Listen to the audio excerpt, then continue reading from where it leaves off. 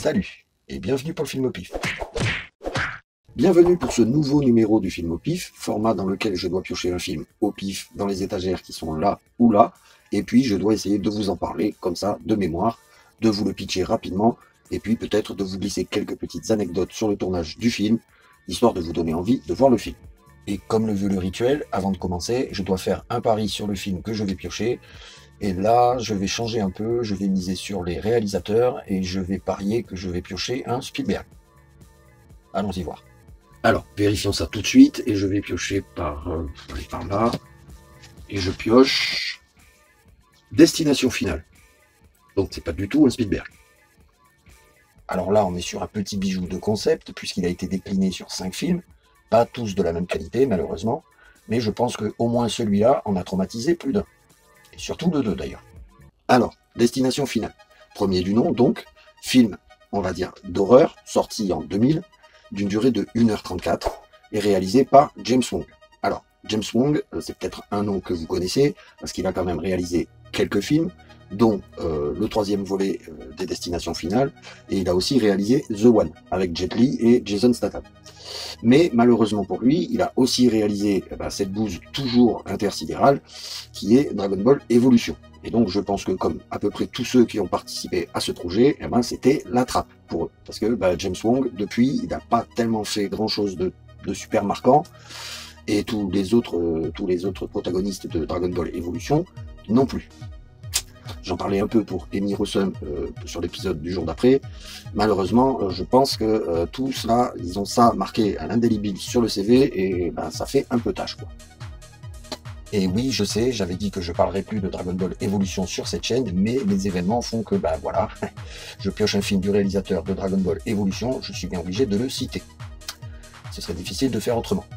Au niveau du casting de ce film, on va avoir pas mal de visages qu'on connaît bien aujourd'hui, mais qui à l'époque étaient des nouveaux visages, puisque pour la plupart, ils proviennent de séries télé, et de séries télé pour ados, en plus. Comme par exemple Keir Stern, qui jouait dans Dawson. Alors, je ne me souviens plus du nom de son personnage dans Dawson, parce que Dawson, ça commence à remonter à loin, mais bon, voilà le profil d'acteur qu'on va avoir, comme ça avait été le cas par exemple pour Sarah Michelle Gellar, qui passait de Buffy contre les vampires à Souviens-toi l'été dernier.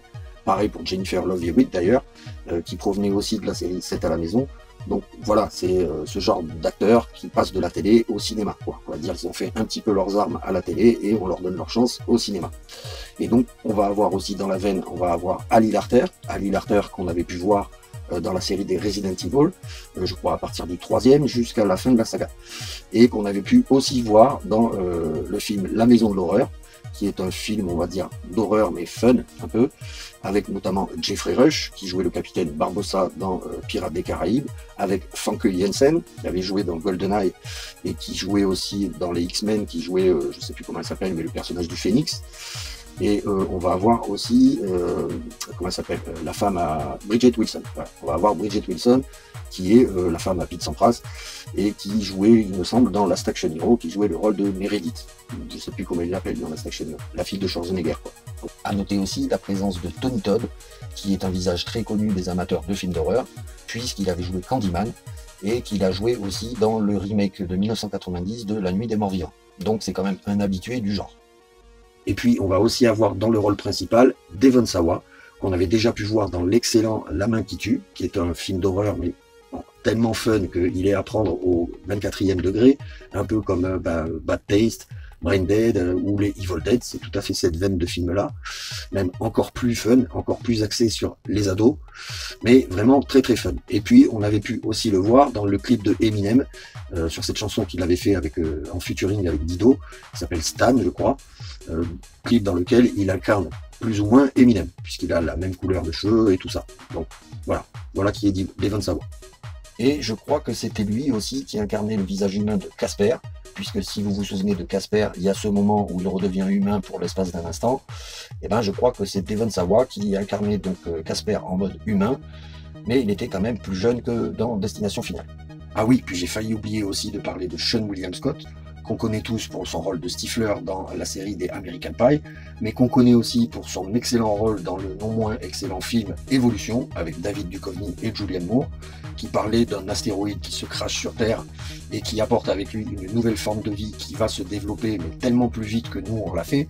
C'est-à-dire que là, nous, on va avoir mis des milliards d'années à évoluer à la surface de cette planète. Cette vie-là va mettre que quelques jours à en être au même point que nous, au bout de quelques milliards d'années.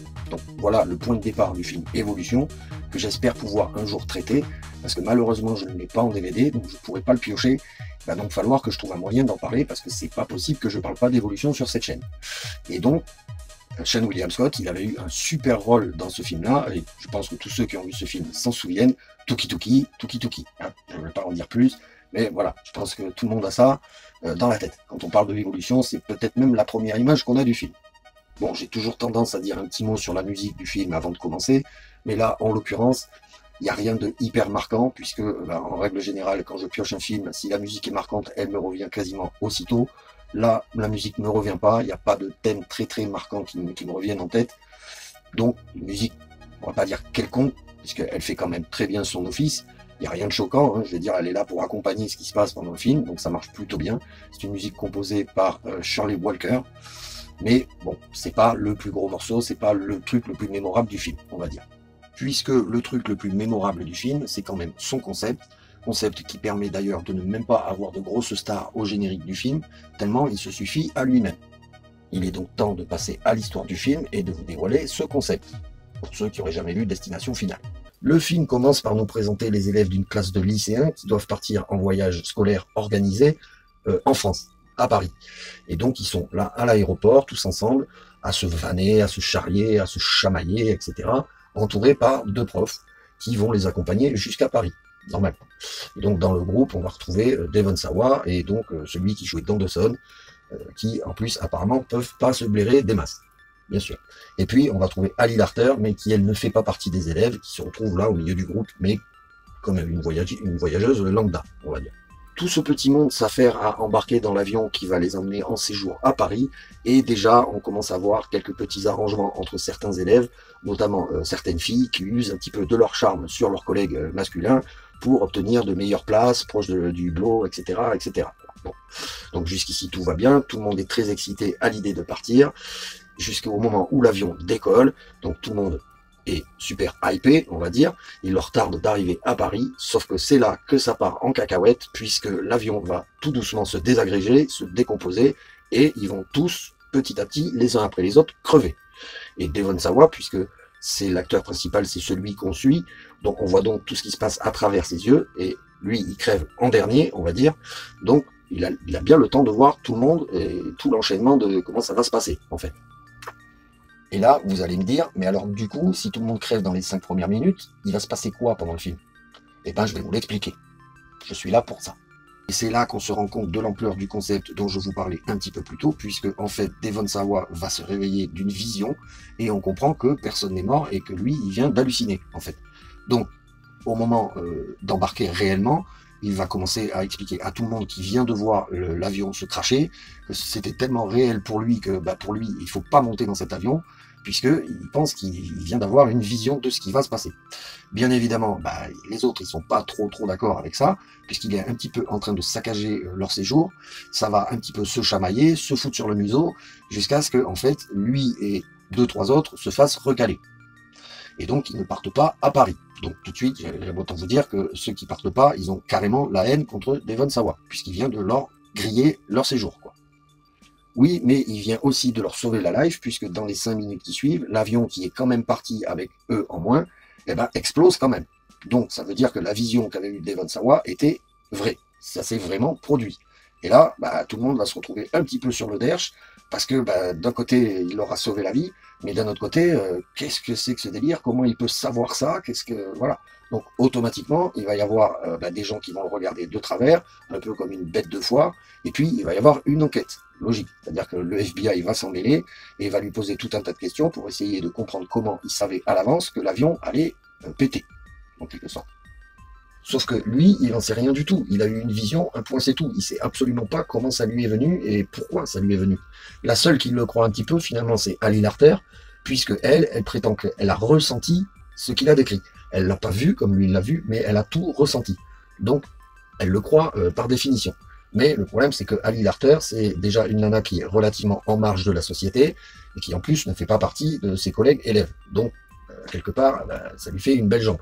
Alors, bien sûr, comme il y a eu beaucoup de victimes, et notamment beaucoup d'élèves qui proviennent du lycée d'où vient Devon Sawa, il va y avoir une grosse cérémonie très larmoyante qui va être organisée, où chacun va pouvoir parler de ce qu'il veut, son ressenti sur ce qui s'est passé, sur les élèves qu'ils ont connus, qui vont leur manquer, et tout ça, quoi. On comprend. En fait, c'est une cérémonie d'enterrement collectif, un petit peu, quoi, si on veut.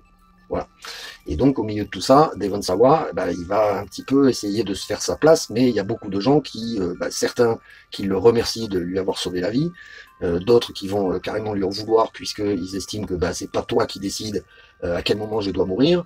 Et puis, il y a ceux qui sont un petit peu plus relous et qui vont venir pour lui demander, est-ce que tu crois que je vais sortir avec machine? Est-ce que tu crois que je vais avoir mes examens? Comme si le type était un voyant, en fait. Alors que pas du tout, il a juste eu une vision concernant ce qui allait se produire, mais il se l'explique pas. Il n'a pas du tout de dents de voyance le reste du temps.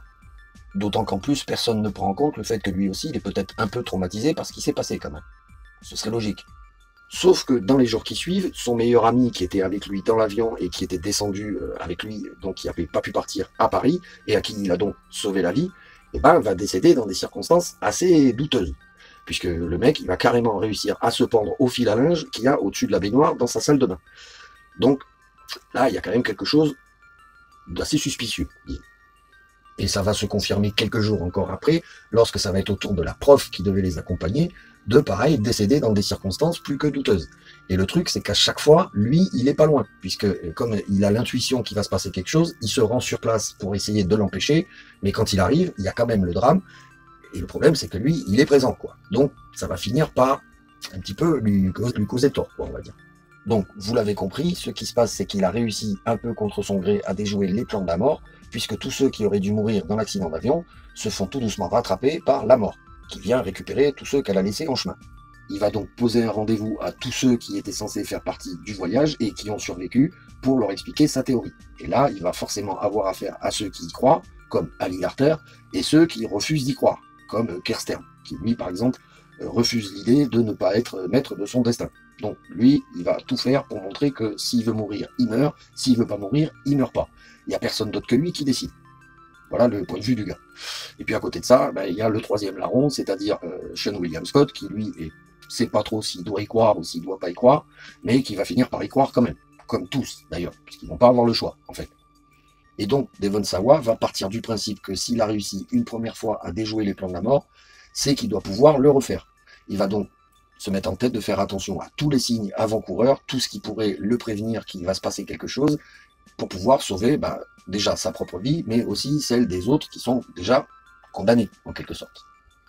Et c'est là qu'on arrive dans la partie pronostic du film, puisque à partir de là, c'est un petit peu qui c'est qui va rester et qui c'est qui va crever. Donc allez-y, faites vos jeux. Et c'est aussi à partir de là que je vais m'arrêter, puisque je pense que je vous ai quand même bien décrit le concept du film. Donc maintenant, c'est à vous de le découvrir pour vous faire votre propre idée sur est-ce que c'est un bon film ou pas. Ça dépend de chacun, bien sûr. Moi, qu'est-ce que je peux vous rajouter sur le film? C'est que le concept, personnellement, je le trouve vraiment génial, d'autant qu'il prend encore plus d'ampleur dans la suite, qui réussit ce tour de force de rajouter encore plus de valeur au premier film. Je ne vais pas vous expliquer comment, peut-être que je le ferai au moment où je piocherai Destination Finale 2, mais bon, pour l'instant, je vous laisse découvrir le premier, et j'espère que ça vous plaira. Du moins, après, j'espère que moi, du moins, je vous aurai donné envie de le voir. Et j'espère que ça vous plaira, parce que ça me ferait quand même pas mal bouser de vous conseiller quelque chose de naze. Remarquez que ça peut arriver à tout moment. C'est peut-être même déjà arrivé. Je sais pas, dites-le moi dans les commentaires.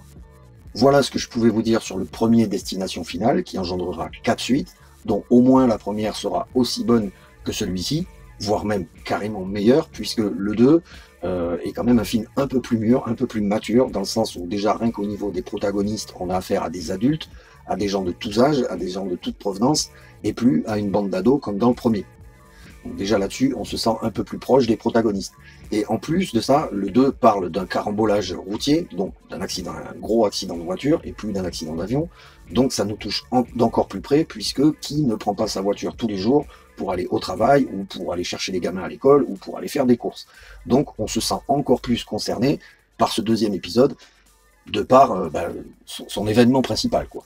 Ma note pour ce film, eh ben, elle sera assez élevée, puisqu'on a avant tout affaire à un film concept, dont le dénouement, le déroulement du scénario ne gâche pas le concept. Donc, quelque part, ça vaut une bonne note, et moi je vais lui mettre un bon 16, puisque je mettrai certainement une note plus élevée pour sa suite. Donc lui, déjà, un bon 16, c'est pas mal du tout, pour un film qui est au départ donné comme une série B. Moi, je trouve que c'était une très très bonne surprise. Il y avait longtemps qu'on n'avait pas été surpris au cinéma par un nouveau concept, même si après on a eu Saw, un petit peu dans le même genre, un film concept, voilà, c'est-à-dire que Saw, on peut en faire 115, il y a toujours le concept de base, mais bon, voilà, là, Destination Finale est arrivée un petit peu avant les Saw, et c'est vrai que ça faisait très longtemps qu'il n'y avait pas eu un nouveau concept au cinéma, et en particulier au cinéma d'horreur, donc là, on était quand même tous contents de voir ça, quoi. C'était une belle réussite, même si ça aurait pu être un petit peu plus gore, peut-être. Et c'est là-dessus que je vais remercier tous ceux qui sont allés jusqu'au bout de cette vidéo. J'espère bien évidemment que vous l'aurez apprécié. N'hésitez pas à me le dire dans les commentaires. N'hésitez pas non plus à me dire si vous avez apprécié le film et ses suites, pourquoi pas. N'hésitez pas non plus à vous abonner, bien sûr. N'hésitez pas à partager, à en parler autour de vous. N'hésitez pas à mettre des pouces, parce que c'est super important pour les algorithmes de YouTube et pour faire perdurer la chaîne, et qu'elle grandisse et tout ça. Et puis, voilà, je crois que j'ai fait un peu le tour des recommandations, quoi. Et puis, sur ce, je vais vous dire à tout bientôt pour un prochain numéro du Film au Pif. Tchou!